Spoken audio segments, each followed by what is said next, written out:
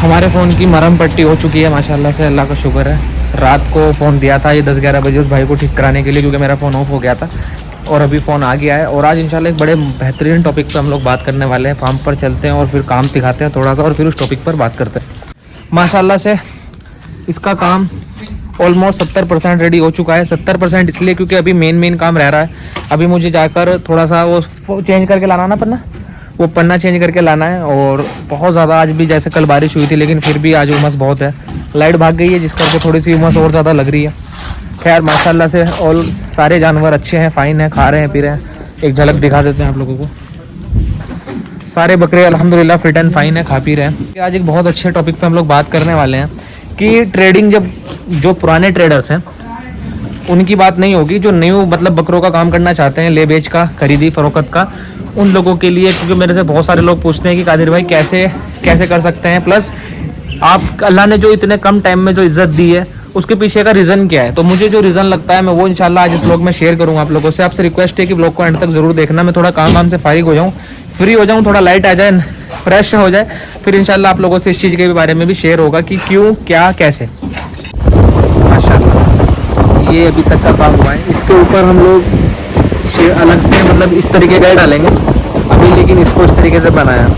भाई साहब गर्मी, ऊपर से फार्म पे काम, अल्लाह माफ़ करे, बहुत गलत मौसम में काम छेड़ दिया यार। खैर फाइनली फ़िलहाल की अपडेट ये है कि इसमें हाफ काम रह गया है, यानी कि 10-15 मिनट का काम और रह गया, सिर्फ पन्ना बिछना है। 10-15 मिनट बता रहा हूँ, आधा 1 घंटे का काम और रह गया इंशाल्लाह। और ये पट्टे वगैरह आ गए हैं, जो तारबाड़ वगैरह होगी, और कुछ सीमेंट के बोरे वगैरह भी आए हैं, पत्थर वगैरह भी आए हैं, जो कि इंशाल्लाह आज इस फार्म का कंप्लीट काम हो जाएगा। कल को फट्टे वगैरह ठोक लेंगे, क्योंकि अभी बकरों को भी खिलाने का टाइम हो गया है। ज़्यादा टाइम अपने पास नहीं है, क्योंकि मेनली बकरों की फीडिंग के टाइम पे मैं बकरों की को ही देखता हूँ, तो जिस करके फ़िलहाल इतना टाइम तो है नहीं। मगर इंशाल्लाह ये कि जितना भी काम निपट जाएगा उस काम को निपटाते हैं इंशाल्लाह। तो जैसे कि मैं आप लोगों को बता रहा था कि मेरे एक दोस्त ने मेरे से एक क्वेश्चन करा था। उसने कुछ टाइम पहले बकरों का व्यापार किया था, बट उसको काफ़ी सारा लॉस हुआ उसमें। तो उन्होंने मेरे से बोला था कि यार उनको नॉलेज नहीं रही, तो कि हम तो चलो खैर उनका अल्लाह का शुक्र है अच्छे थे हैसियत से, तो झेल गए नुकसान को। 3-4 लाख का उनका नुकसान हुआ था। बट उन्होंने मुझे एक बात बोली थी अभी हाल ही में बात होते होते कि यार कादिर भाई, अगर आप लोग कुछ भी मदद कर सकते हो ना, तो उन लोगों के लिए कुछ बताना शुरू करो जो लोग इस लाइन में आना चाहते हो, यानी कि जो लेकर बेचना चाहते हो। और एक उन्होंने बड़ी मज़ेदार बात ये कही थी कि जो लोग बकरों का काम करते हैं, मोस्टली बंदों के यहाँ पर सुकून नहीं है, पैसों में बरकत नहीं है, और हमेशा ना बर्बाद टाइप दिखते हैं। ऐसा क्यों है? तो मैं इसके बारे में ज़्यादा तो नहीं जानता, मैं अपना बताता हूँ कि क्यों और क्या फ़र्क है और बंदों से हमारे में। किसी की बुराई नहीं होगी इस वाली बात में, सिर्फ एक टॉपिक है। आप लोग ध्यान रखना कि जैसे सपोज़ करो एक बहुत छोटा सा ऑप्शन लेते हैं कि जो लेने बेचने का काम करते हैं मंडियों में, वो लोग क्या कर रहे हैं, वो बकरों को ख़रीद कर लाते हैं और सुबह के टाइम फजर में वो भराई लगाते हैं, पूरा दिन बकरों को मंडी में खड़ा कर देते हैं। भराई एक अलग कंसेप्ट है, और सिर्फ एक दिन में अचानक से जानवर को ओवरफीड करना ताकि वो फूला हुआ दिखे, वो बहुत गलत है।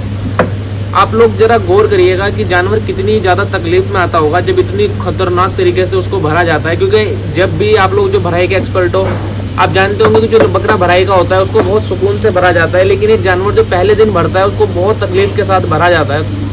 तो उसको एकदम से ब्लॉट में लाकर खड़ा कर देना, यानी कि उसको गैस की दिक्कत हो जाती है, उसको बेचारे को सही से सांस भी नहीं आ पाता, इतना लोग भर देते हैं। और उसके बाद उसको मंडी में खड़ा कर देते हैं, उसको बैठने भी नहीं दिया जाता, क्योंकि जानवर आज लेने वाले आते जाते देखते हैं, बार बार उसका पेट दबा कर देखते हैं। उसको कितनी तकलीफ होती होगी जरा सोचना।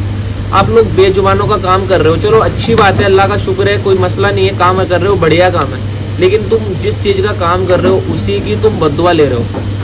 एक बार कभी ये जो चीज़ें आप बकरों के साथ कर रहे हो अपने पे अप्लाई करके देखना कि अगर आपके साथ ऐसे कर दिया जाए कि आपको ब्लॉट कर दे, बैठने ना दे, बार बार आपको दर्द में दे रखा जाए, उसके बाद देखिए सोचने की बात है, आप लोग अपने घर पे उसको भराई करी, उसके बाद उसे मंडी ले गए, वो रास्ता, उसके बाद वो पूरा दिन वहाँ पर खड़ा रहा, उसके बाद वो अगले दिन पार्टी ने भी जिन्होंने खरीदा उसके घर भी गया चल के, कितनी ज़्यादा तकलीफ होते जानवर गुजरा। लेने वाले ने भी आपको बददुआ दी, क्योंकि वो बेचारा जो सुबह के टाइम दिख रहा था जानवर, वो अगले दिन तक की हवा निकल जाती है, तो वो जितना होता है उससे भी डाउन ही आ जाता है। तो दो तरफ से आप लोगों ने बददुआ ले ली। हम मैं अपना एग्जांपल दूं तो अभी मैंने हाल ही में एक बकरा सेल किया था। वो बकरा मेरा मुंबई मैंने सेल किया था। तो मुंबई में जब वो सेल हुआ तो उसका जो ट्रांसपोर्ट लग रहा था ना, बालाहेड़ी बकरा मंडी से हम लोग अगर उसको ट्रांसपोर्ट कराते तो 800 रुपये का ट्रांसपोर्ट जा रहा था। बच्चा था, नग का 800 रुपया ले रहे थे मेरे से गाड़ी वाले। और दूसरा ऑप्शन था मेरे से जो क्या नाम है ट्रेन का जो ट्रांसपोर्ट कराते हैं, उन्होंने 3000 रुपये मांगे थे, तो 2500 रुपये में मैंने वो बकरा भेजा था। मैं चाहता तो 1700 रुपया बचाने के लिए, 1700-1800 रुपया बचाने के लिए मैं क्या करता कि क्या नाम है बकरे को भेज देता गाड़ी से।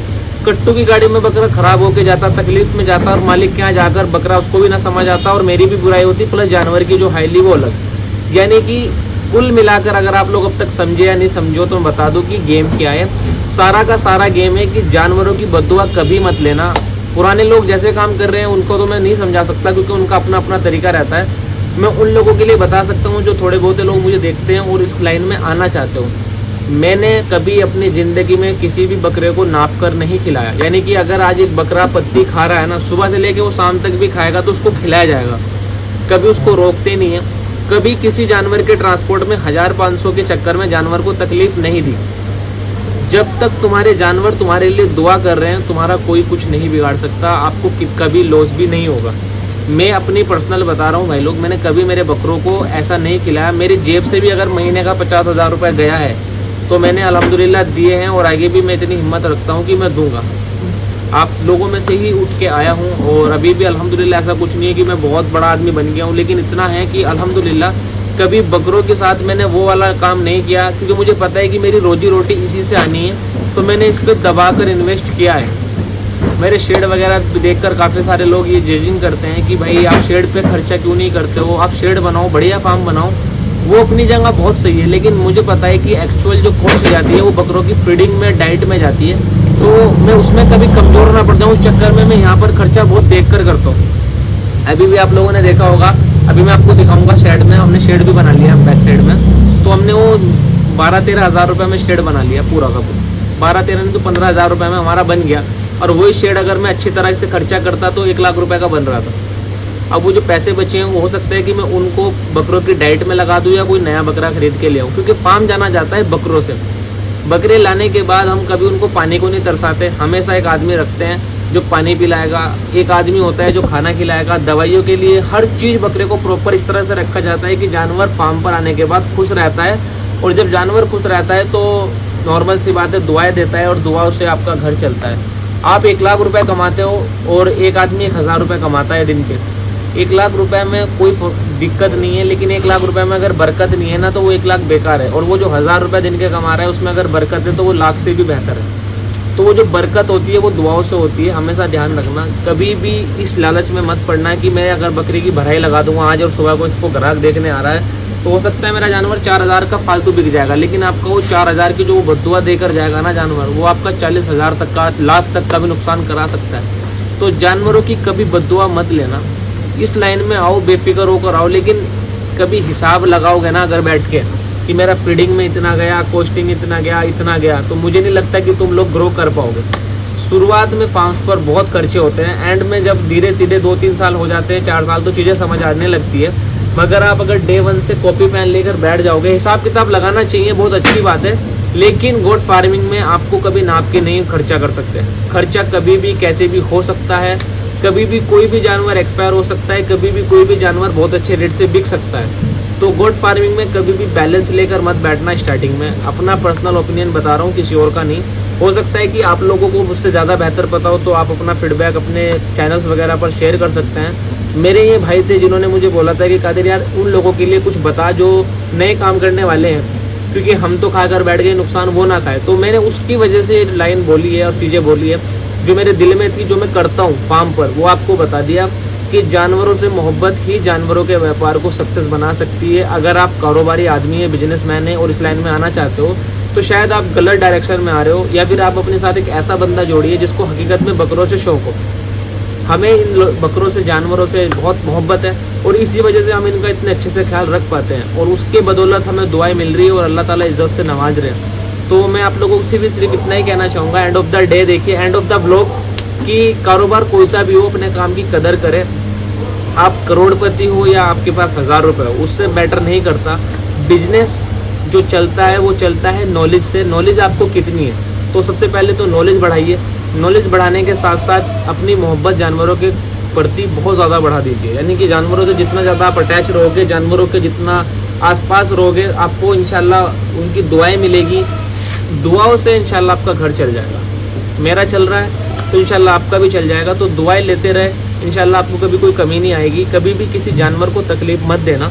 जानवर को तकलीफ़ देने का मेन रीज़न मैं बताता हूँ, मुझे सबसे ज़्यादा बुरा लगता है जो कुर्बानी के टाइम पे या अभी भी मंडियों में, यूपी की मंडियों की बात कर रहा हूँ स्पेशली, जो लोग भर के जानवरों को बेचते हैं वो बहुत बड़ा जुल्म कर रहे हैं। और इसका सिंपल सा कंसेप्ट अभी बताया, जैसे मैंने एक बकरे को किसी के घर से खरीद कर लाया गया, सुबह के टाइम उसको 1-1.5 किलो 2 किलो चने भर दिए या मक्का भर दिया, ज़बरदस्ती या पानी पिला दिया उसको, जिससे कि जानवर तकलीफ़ में आ गया, स्ट्रेस में आ गया। उसके बाद उसको ट्रक में डाला और लाद कर उसको ले गए, फिर उसको वहाँ पे पूरे दिन मंडी में खड़ा रखा। जो लोग आ रहे हैं उसका पेट पकड़ के देख रहे हैं कि कहीं पानी तो नहीं है। वो तकलीफ़ में जानवर बेचारा बर्दाश्त कर रहा है, बेजुबान है, कुछ कर नहीं सकता, तो लेकिन बद्दुआ तो दे सकता है। और बद्दुआ ऐसी चीज़ होती है कि किसी भी हथियार से ज़्यादा असर करती है। तो मेरे भाई लोग, अगर तुम भी चाहते हो कि इस लाइन में आना, जो मेरे थोड़ी बहुत ही मेरी बात सुनते हैं, मैं उनको बता रहा हूँ, क्योंकि आजकल टांग खींचने वाले भी काफ़ी हो गए हैं। बट हकीकत में जो लोग आना चाहते हैं ना, सुकून का काम करना चाहते हैं, तो सुकून का काम बकरों का तभी हो सकता है जब आप अपने बकरों को सुकून में रखोगे, उनकी बद्दुआ नहीं लेंगे।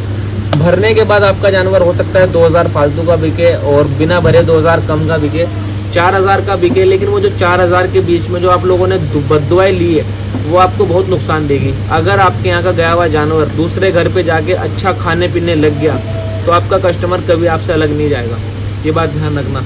बात खराब वहाँ होती है जब आपके यहाँ का गया हुआ जानवर मालिक के यहाँ जाकर बीमार पड़ता है। गारंटी कुछ नहीं होती, लाइव स्टॉक है, किसी का बकरा कैसे भी बीमार हो सकता है, लेकिन आप तो बीमार कर कर भेज रहे हो। एक जानवर फार्म से स्वस्थ गया, हेल्दी गया, खाता पीता गया, रास्ते में ऊपर नीचे हुआ ट्रैवल की वजह से वो खा नहीं रहा, वो एक अलग मसला है। लेकिन ये जो मसला है जो मैं बता रहा हूँ कि आप लोग तो अपने हाथ से जानवर को बीमार करके मालिक को दे रहे हो कि लो भाई अब आप इसके आगे खातिरदारी करना, तो वो जो बद्दुआ आपको मालिक भी देगा, बकरा भी देगा, वो आपको शायद ना झेल पाए। तो आई होप कि आप लोगों को थोड़ी बहुत ही चीज़ें समझ आई होगी। और भी अगर इस तरह की कोई बात होगी जो मैं आप लोगों से शेयर कर सकता हूँ तो आप लोग मुझे कमेंट कर सकते हो। इंशाल्लाह नेक्स्ट व्लॉग में उसे भी कंटिन्यू करेंगे। Thank you guys for watching Sabri goat farm YouTube channel Bakra planet, और सब्सक्राइब करते रहे, शेयर करते रहे, जिससे कि हमारा भी हौसला बढ़ता रहे। Thank you so much. अस्सलाम वालेकुम।